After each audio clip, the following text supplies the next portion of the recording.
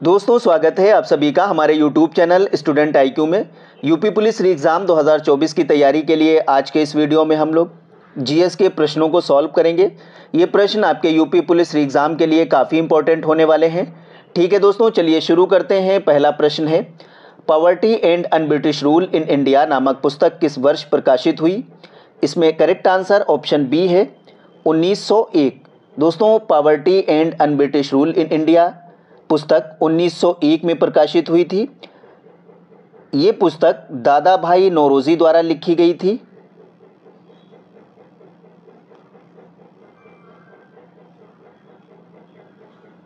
आगे बढ़ते हैं। अगला प्रश्न है, निम्न में से किस स्थान पर भारत में प्रथम नगर निगम स्थापित किया गया था?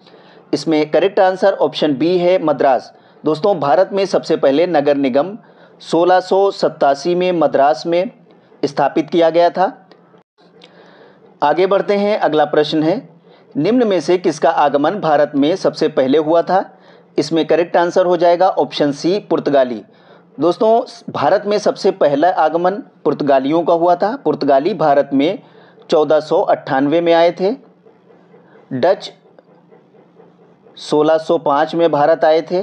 फ्रांसीसी 1664 में भारत आए थे और अंग्रेज़ 1611 में भारत आए थे।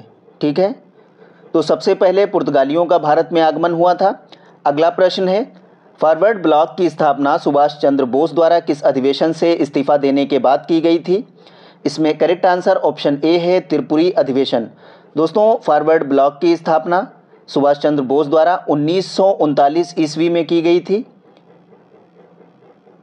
और ये स्थापना कांग्रेस के त्रिपुरी अधिवेशन में इस्तीफा देने के बाद सुभाष चंद्र बोस ने की थी।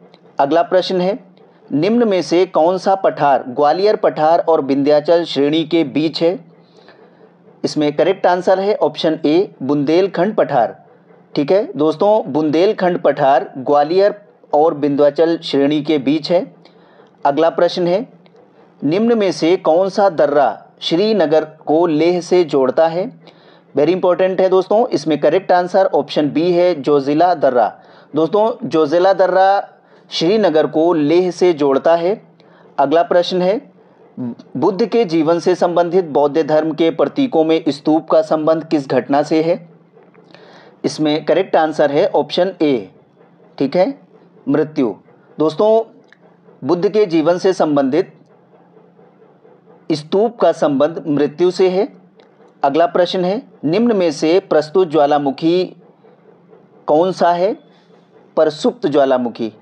इसमें करेक्ट आंसर ऑप्शन ए है फ्यूजियामा। ठीक है दोस्तों, जापान का फ्यूजियामा प्रसुप्त ज्वालामुखी का उदाहरण है, जबकि हवाई द्वीप समूह का मौना लोआ ये हवाई द्वीप समूह का है, सक्रिय ज्वालामुखी है। अर्जेंटीना का एकांकागुआ और इक्वाडोर का चिम्बराजो ये शांत या मृत ज्वालामुखी हैं। आगे बढ़ते हैं। अगला प्रश्न है, दूध का आपेक्षिक घनत्व ज्ञात किया जा सकता है? इसमें करेक्ट आंसर ऑप्शन सी है लैक्टोमीटर। दोस्तों, लैक्टोमीटर का आपेक्षिक घनत्व या दूध की शुद्धता का मापन लैक्टोमीटर की सहायता से किया जाता है। ब्यूटीरोमीटर ये दूध या दूध उत्पादों से वसा की मात्रा को मापने का उपकरण होता है। अगला प्रश्न है, पुरंदर की संधि 1776 में मराठों का प्रतिनिधि कौन था? इसमें करेक्ट आंसर ऑप्शन सी है नाना फडणवीस। दोस्तों, पुरंदर की संधि अंग्रेज गवर्नर जनरल वॉरेन हेस्टिंग के समय अंग्रेज़ों तथा मराठों के बीच हुई थी और इसमें मराठों का प्रतिनिधित्व नाना फडणवीस ने किया था।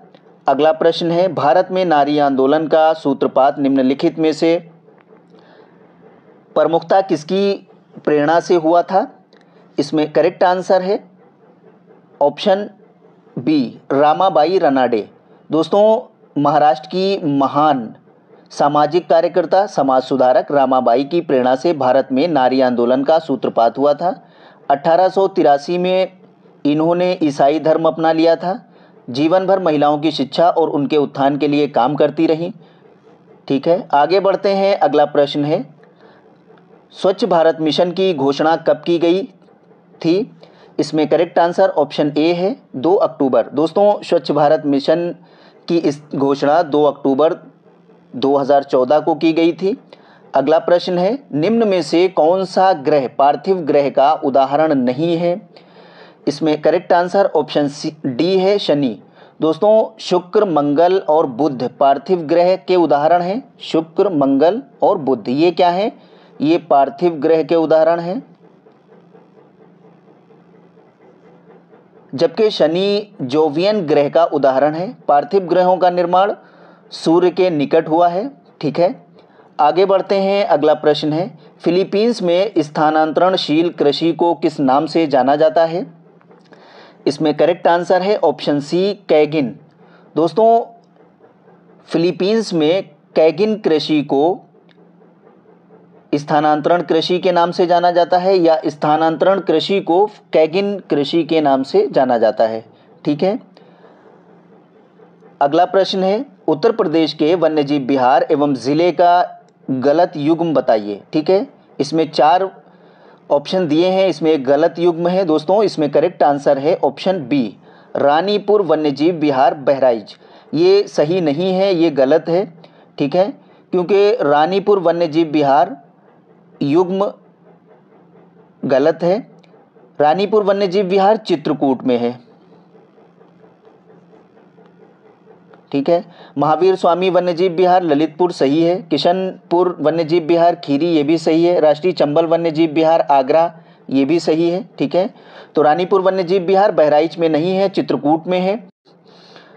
आगे बढ़ते हैं। अगला प्रश्न है, संविधान के किस अनुच्छेद के अनुसार संसद द्वारा नागरिकता के अधिकार का विधि द्वारा विनिमय किया जाना प्रावधानित है? इसमें करेक्ट आंसर है ऑप्शन ए अनुच्छेद 11। ठीक है दोस्तों, अनुच्छेद 11 के अनुसार संसद द्वारा नागरिकता के अधिकार का विधि द्वारा विनिमय किया जाना प्रावधानित है। अगला प्रश्न है, कारखानों आदि में बालकों के नियोजन का प्रतिषेध का उल्लेख संविधान के किस अनुच्छेद में किया गया है? इसमें करेक्ट आंसर ऑप्शन डी है अनुच्छेद 24। ठीक है दोस्तों, अनुच्छेद 24 में कारखानों आदि में बालकों के नियोजन का प्रतिषेध का उल्लेख किया गया है। अगला प्रश्न है, मुगल काल में गिलनार कौन थे? इसमें करेक्ट आंसर ऑप्शन बी हो जाएगा चूना मजदूर। दोस्तों मुगल काल में गिलनार चूना मजदूर थे। गिलनार शब्द में गिल शब्द का अर्थ गाला, गारा या गीली मिट्टी से है। दोस्तों गिलनार का आशय होता है गारा या गीली मिट्टी से काम करने वाला। ठीक है, आगे बढ़ते हैं। अगला प्रश्न है, सल्तनत काल में निम्न में से सुल्तान ने आगरा नगर की स्थापना की? इसमें करेक्ट आंसर है ऑप्शन बी सिकंदर लोदी। दोस्तों आगरा नगर की स्थापना 1504 में सिकंदर लोदी ने की थी। उस समय तक बयाना के अधीन एक छोटा सा गांव था, उसने आगरा को अपनी राजधानी बनाया था। अगला प्रश्न है, पाकिस्तान शब्द किसके द्वारा बनाया गया था? इसमें करेक्ट आंसर है ऑप्शन सी चौधरी रहमत अली। दोस्तों 1940 में लाहौर में हुए मुस्लिम लीग अधिवेशन ने देश के बंटवारे का प्रस्ताव किया, जिसे पाकिस्तान शब्द दिया गया। ठीक है, इसके कारण इसे पाकिस्तान प्रस्ताव भी कहते हैं। पाकिस्तान शब्द कैम्ब्रिज यूनिवर्सिटी के छात्र चौधरी रहमत अली ने बनाया था, ये याद रखेंगे। अगला प्रश्न है, तैमूर ने भारत पर आक्रमण कब किया था? इसमें करेक्ट आंसर ऑप्शन डी है 1398।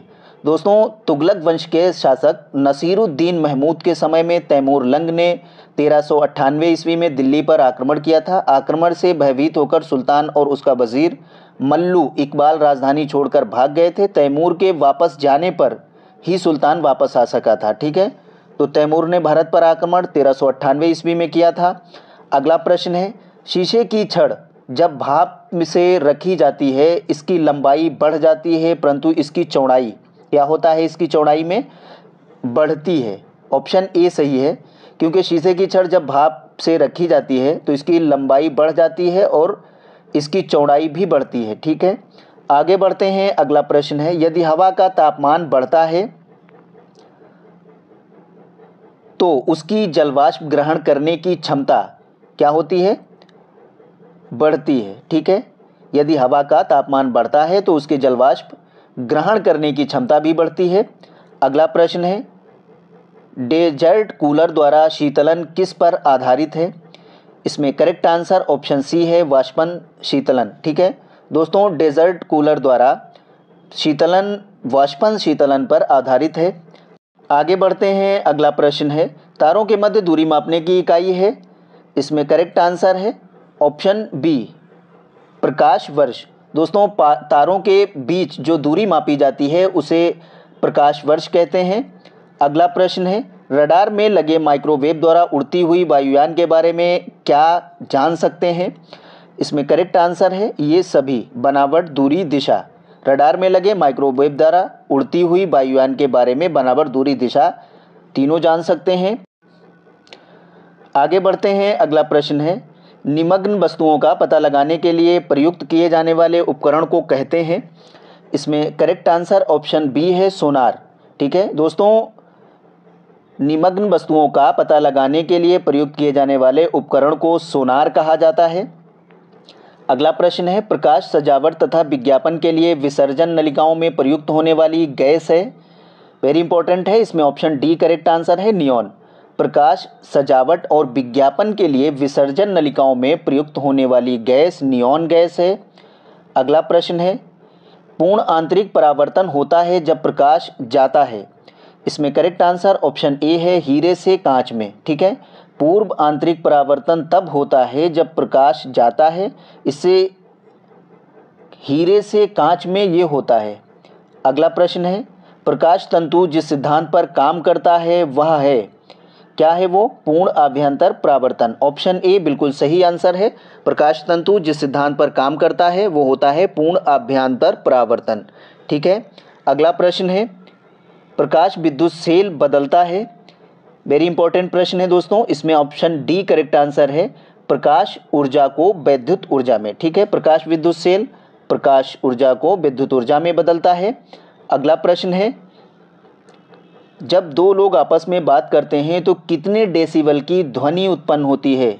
ठीक है, दो लोग जब बात करते हैं कितने डेसिबल की ध्वनि उत्पन्न होती है? इसमें करेक्ट आंसर है ऑप्शन सी, लगभग 30 डेसिबल।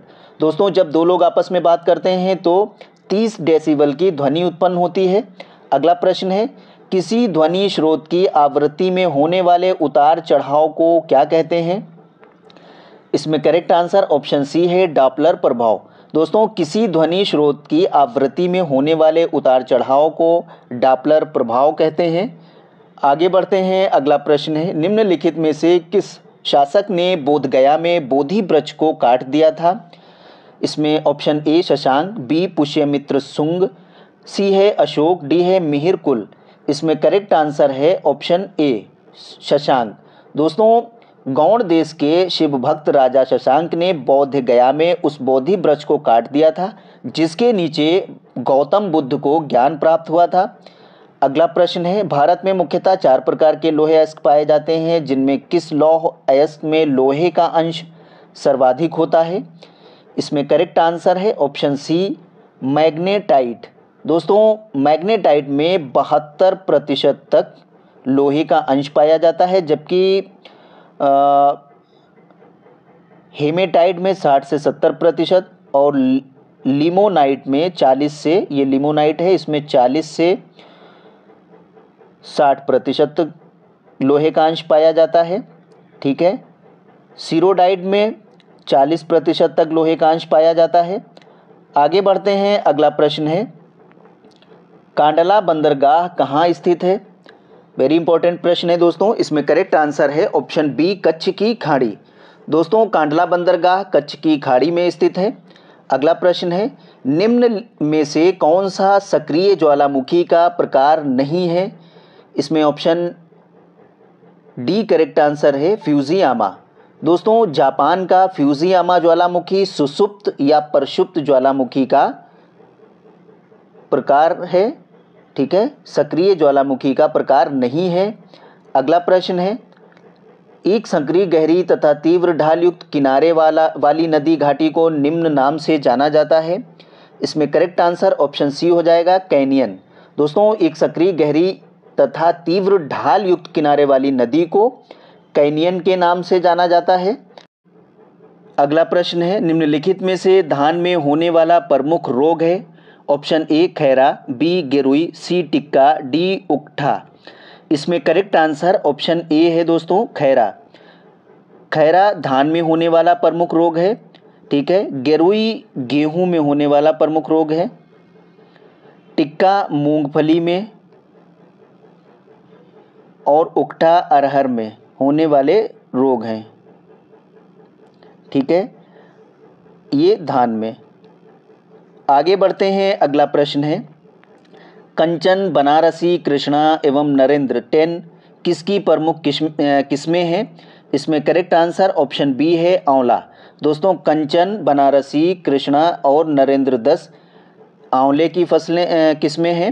आंवला प्रतापगढ़ में अधिक मात्रा में पाया जाता है। अगला प्रश्न है, भारत में राष्ट्रीय जल संसाधन परिषद का अध्यक्ष कौन होता है? इसमें करेक्ट आंसर ऑप्शन ए है, प्रधानमंत्री। दोस्तों भारत में राष्ट्रीय जल संसाधन परिषद का अध्यक्ष प्रधानमंत्री होता है। इसका उपाध्यक्ष केंद्रीय जल संसाधन मंत्री होता है। इसकी स्थापना भारत सरकार ने मार्च 1983 में की थी, ये भी याद कर लेंगे।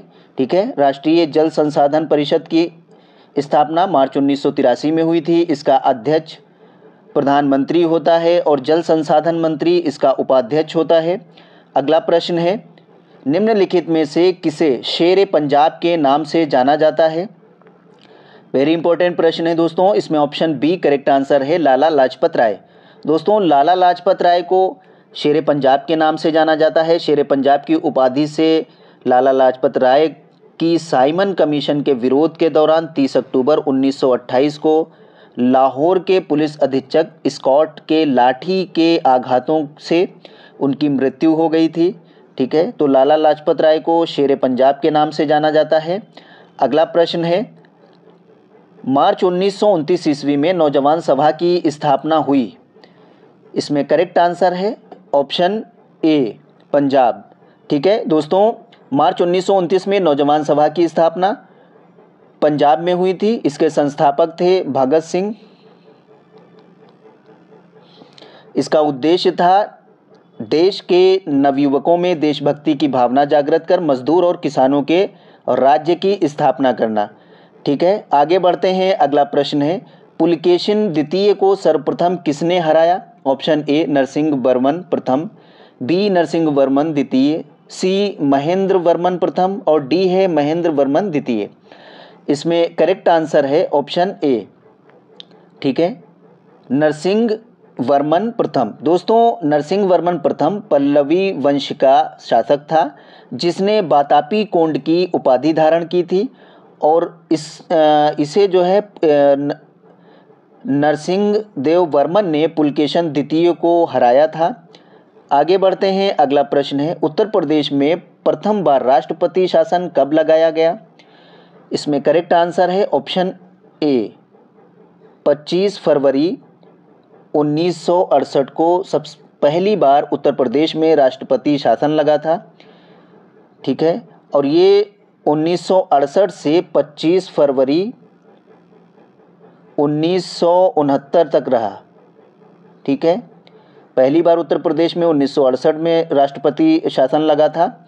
अगला प्रश्न है, भारतीय संविधान में संविधान की सर्वोच्चता का प्रावधान किस देश के संविधान से लिया गया है? इसमें करेक्ट आंसर ऑप्शन बी है, अमेरिका। दोस्तों भारतीय संविधान में संविधान की सर्वोच्चता का प्रावधान अमेरिकी संविधान से लिया गया है। अगला प्रश्न है, कार्बोनिफेरस युग में पृथ्वी के सभी स्थलखंड आपस में जुड़े थे जिन्हें क्या कहा जाता था? ऑप्शन ए है पैंथालासा, बी पैंजिया, सी गोंडवाना लैंड और डी लारेशिया। इसमें करेक्ट आंसर हो जाएगा ऑप्शन बी पैंजिया। दोस्तों कार्बोनिफेरस युग में पृथ्वी के सभी स्थलखंड आपस में जुड़े थे जिन्हें पैंजिया कहा जाता था। अगला प्रश्न है, आगरा शैली जो कि मध्यकाल की उत्तर प्रदेश की सर्वाधिक प्रमुख चित्रकला शैली थी, इस शैली की नींव किस मुगल बादशाह ने रखी? इसमें करेक्ट आंसर है ऑप्शन बी, हुमायूं। ठीक है दोस्तों, मुगल या आगरा शैली की नींव हुमायूं ने रखी थी। अकबर ने इसे सुदृढ़ता प्रदान की थी। जहांगीर के काल को मुगल चित्रकला का स्वर्ण युग माना जाता है। ठीक है, इसे स्वर्ण युग माना जाता है। इसके काल की चित्रकला को, यानी किसके, जहांगीर काल के चित्रकला को स्वर्ण युग माना जाता है। ठीक है, आगे बढ़ते हैं। अगला प्रश्न है, किस योजना की शुरुआत गरीबी हटाओ नारे के साथ हुई? इसमें करेक्ट आंसर है ऑप्शन बी। ठीक है, छठी। दोस्तों, छठी पंचवर्षीय योजना की शुरुआत 1980-85 में 1980-85 के दरमियान हुई और इसी योजना के तहत गरीबी हटाओ नारे की शुरुआत हुई थी। अगला प्रश्न है, 20 सूत्रीय कार्यक्रम दूसरी केंद्रीय योजना है जिसकी शुरुआत कब की गई थी? इसमें करेक्ट आंसर ऑप्शन बी है, जुलाई 1975 में। दोस्तों, 20 सूत्रीय कार्यक्रम की शुरुआत जुलाई 1975 के दौरान केंद्रीय तथा राज्य सरकारों द्वारा कार्यान्वित अनेक योजनाओं को समन्वित तथा गहन नियंत्रण के लिए की गई थी। इस कार्यक्रम का मूल उद्देश्य था लोगों के जीवन स्तर में सुधार लाना। अगला प्रश्न है, भारतीय संविधान में समानता का अधिकार 5 अनुच्छेदों द्वारा प्रदान किया जाता है। ये हैं, इसमें करेक्ट आंसर है ऑप्शन सी, 14 से 18। ठीक है दोस्तों, भारतीय संविधान के मौलिक अधिकारों के अंतर्गत अनुच्छेद 14 से 18 तक समानता का अधिकार दिया गया है। ठीक है, अनुच्छेद 16 से 20 ये लोक नियोजन के विषय में अफसर की समता। अनुच्छेद 13 से 17 नहीं, 17 जो है इसमें अस्पृश्यता का अंत है और 16 लोक नियोजन की विषय में अफसर की समता। 15 है धर्म, मूलवंश, जाति, लिंग और जन्म स्थान के आधार पर भेदभाव का विभेद। ठीक है, 14 है विधि के समक्ष समानता। ठीक है, तो 16 से इसमें ऑप्शन सी करेक्ट आंसर है, 14 से 18। ठीक है, 14 से 18 भारतीय संविधान के समानता का अधिकार दिया गया है। आगे बढ़ते हैं। अगला प्रश्न है, सचिंद्र नाथ सान्याल के नेतृत्व में हिंदुस्तान रिपब्लिकन एसोसिएशन HRA की स्थापना कब तथा कहाँ हुई थी? इसमें करेक्ट आंसर ऑप्शन बी है, अक्टूबर 1924 नागपुर में।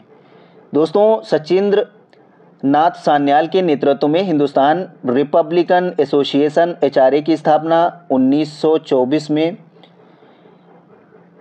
कानपुर में हुई थी। ठीक है, इसके सक्रिय सदस्यों में राम प्रसाद बिस्मिल, योगेश चंद्र चटर्जी, अशफाक उल्लाह, भगत सिंह, चंद्रशेखर आज़ाद, राजेंद्र लाहिड़ी और रोशन सिंह थे। इसकी स्थापना कानपुर में हुई थी। आगे बढ़ते हैं। अगला प्रश्न है, पुर्तगाली यात्री बारबोसा किसके शासनकाल में आया था? इसमें करेक्ट आंसर है ऑप्शन ए, कृष्णदेव राय। दोस्तों, पुर्तगाली यात्री बारबोसा विजयनगर साम्राज्य के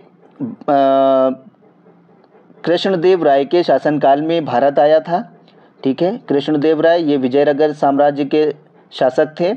इनके शासनकाल में पुर्तगाली यात्री बारबोसा भारत आया था।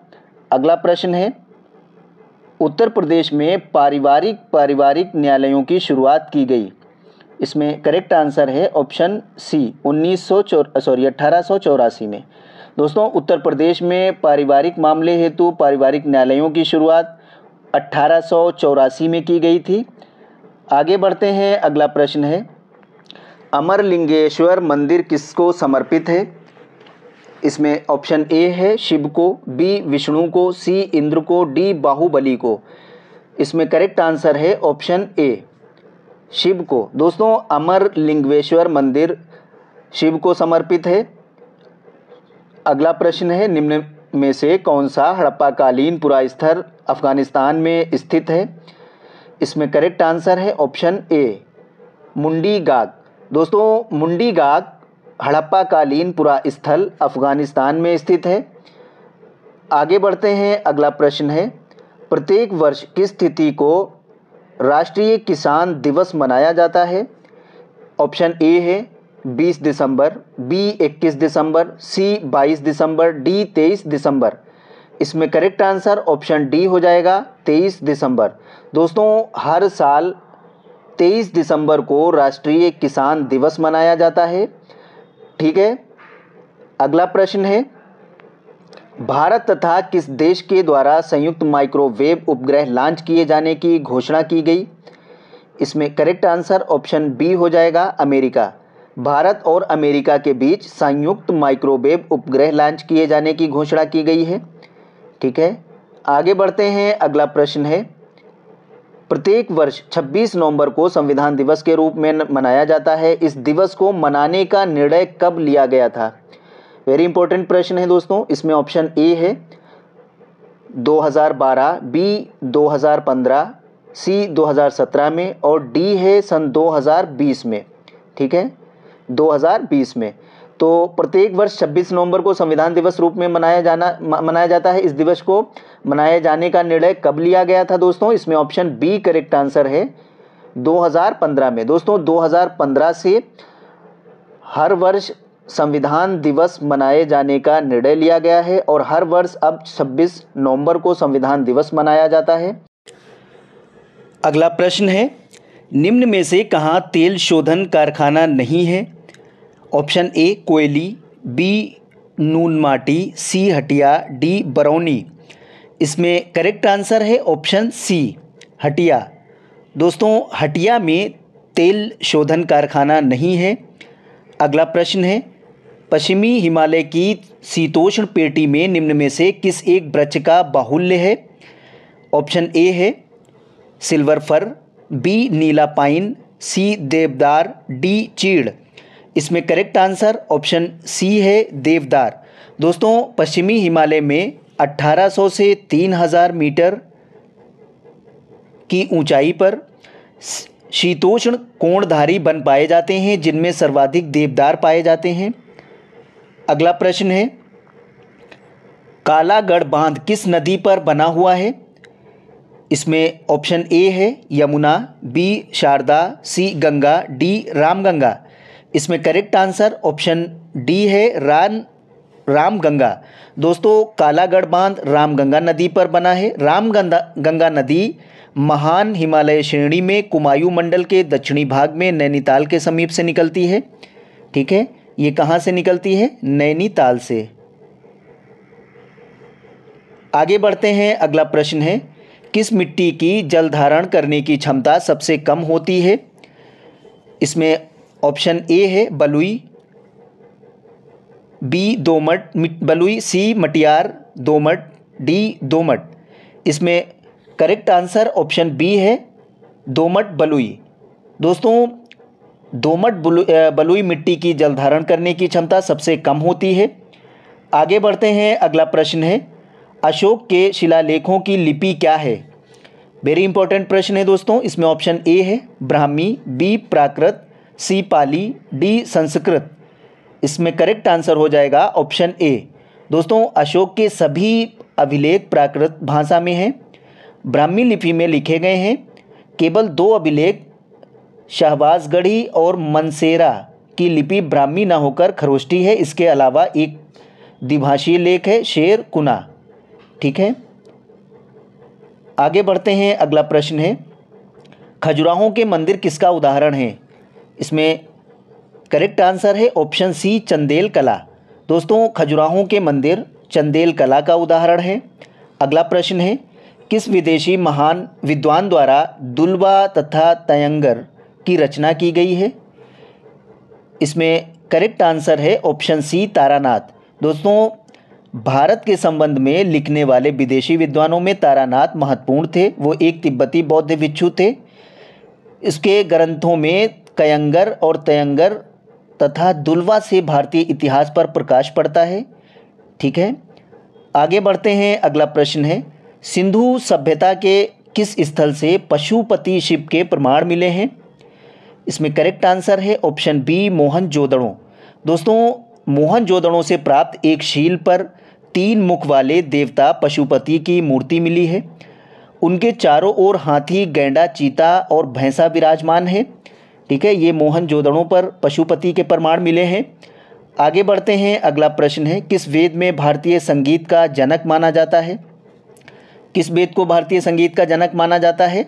दोस्तों इसमें ऑप्शन ए है ऋग्वेद, बी सामवेद, सी यजुर्वेद, डी अथर्ववेद। इसमें करेक्ट आंसर हो जाएगा ऑप्शन बी सामवेद। दोस्तों सामवेद को देवताओं की स्तुति में गाया जाने वाला मंत्रों का संग्रह है, इसे भारतीय संगीत का जनक माना जाता है। ठीक है, तो सामवेद को भारतीय संगीत का जनक माना जाता है। आगे बढ़ते हैं, अगला प्रश्न है, समुद्रगुप्त के प्रयाग स्तंभ अभिलेख का रचयिता कौन है? इसमें ऑप्शन ए है कालिदास, बी हरिशेन, सी वात्स्यायन और डी है रवि कीर्ति। इसमें करेक्ट आंसर है ऑप्शन बी हरिशेन। दोस्तों समुद्रगुप्त के इतिहास का सबसे पहला स्रोत इलाहाबाद स्तंभ लेख अथवा प्रयाग प्रशस्ति है। इसकी रचना उसके संधि विग्रहिक सचिव हरिशेन ने की थी। ठीक है, आगे बढ़ते हैं, अगला प्रश्न है, 1982 के हंटर कमीशन रिपोर्ट में किसके विकास पर जोर दिया गया? इसमें ऑप्शन ए प्राथमिक शिक्षा पर, बी बालिकाओं की शिक्षा पर, सी उच्च शिक्षा पर और डी है तकनीकी शिक्षा पर। दोस्तों इसमें करेक्ट आंसर ऑप्शन ए हो जाएगा प्राथमिक शिक्षा पर। दोस्तों 1982 ईस्वी के हंटर कमीशन रिपोर्ट में प्राथमिक शिक्षा पर जोर दिया गया था। अगला प्रश्न है, किसके शासनकाल में ब्लैक होल दुर्घटना घटित हुई, उस शासक का नाम है? वेरी इंपॉर्टेंट प्रश्न है दोस्तों। इसमें ऑप्शन सी करेक्ट आंसर है सिराजुद्दौला। दोस्तों सिराजुद्दौला के शासनकाल में ब्लैक होल की घटना घटित हुई थी। ये घटना 1756 ईस्वी में घटित हुई थी। इसमें अंग्रेज़ों को बंदी बनाया गया था। सिराजुद्दौला को इस घटना के लिए उत्तरदायी ठहराया गया था। ठीक है, आगे बढ़ते हैं, अगला प्रश्न है, बक्सर के युद्ध के समय बंगाल का नवाब कौन था? वेरी इंपॉर्टेंट प्रश्न है दोस्तों। इसमें option A Mir Qasim, B Mir Jafar, C Sirajuddaulah, D Nizamuddaulah. इसमें ऑप्शन बी करेक्ट आंसर है मीर जाफ़र। दोस्तों कंपनी तथा नवाब के बीच युद्ध 1763 में हुआ। कई झड़पें हुई, मीर कासिम ने इसकी हार हुई 1764 में। बक्सर का युद्ध हुआ, उस समय बंगाल का नवाब मीर जाफ़र था। उस युद्ध के बाद संपूर्ण सत्ता अंग्रेज़ों के हाथों में चली गई थी। ठीक है, तो बक्सर के युद्ध के समय बंगाल का नवाब मीर जाफ़र था। अगला प्रश्न है, 10वीं सदी में कर्नाटक में जैन धर्म को संरक्षण देने वाला वंश कौन था? इसमें करेक्ट आंसर है ऑप्शन ए गंग वंश। दोस्तों 10वीं सदी में कर्नाटक में जैन धर्म को संरक्षण देने वाला वंश गंग वंश था। ठीक है दोस्तों, मिलते हैं अगली वीडियो में। जो लोग हमारे YouTube चैनल पर नए हैं, हमारे YouTube चैनल को सब्सक्राइब कर लें, बेल आइकन ज़रूर प्रेस कर दें ताकि हमारी आने वाली अगली वीडियो का नोटिफिकेशन आपको सबसे पहले मिल सके। दोस्तों वीडियो को लाइक और शेयर ज़रूर कर दें। Thank you.